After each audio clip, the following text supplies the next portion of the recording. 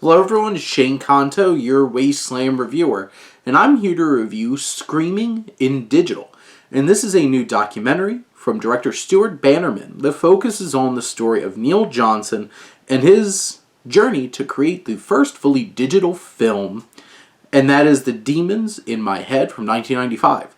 And this film is about 58 minutes that explores this conversation or two with Johnson, going through his process, creating this film.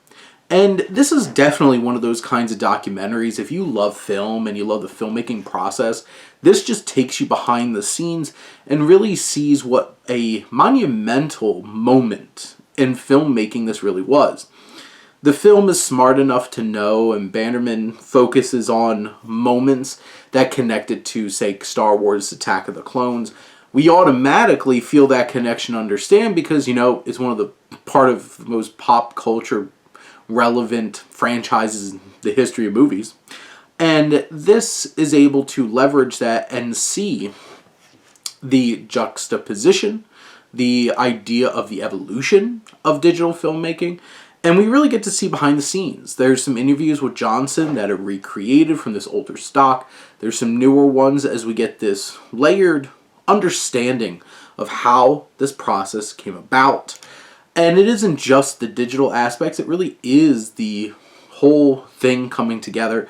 And over 58 minutes, we get this really engaging, well put together, especially for a film that probably wasn't made for a lot of money. But this documentary really takes us behind the curtain on putting together a film, and it has the added layer of, but what if it was digital?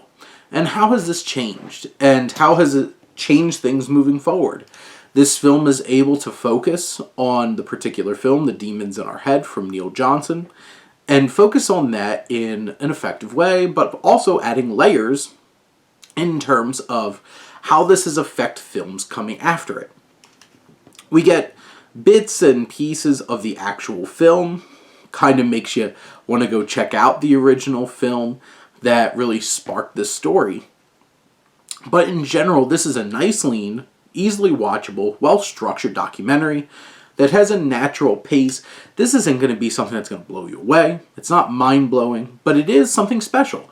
And not realizing, hey, there is some big ownership of this movement to digital filmmaking that lies on the shoulders of Neil Johnson. And I think this film does a fine job of putting that spotlight where it needs to be and telling an effective, lean story and never making you bored and really delivering on an interesting documentary experience.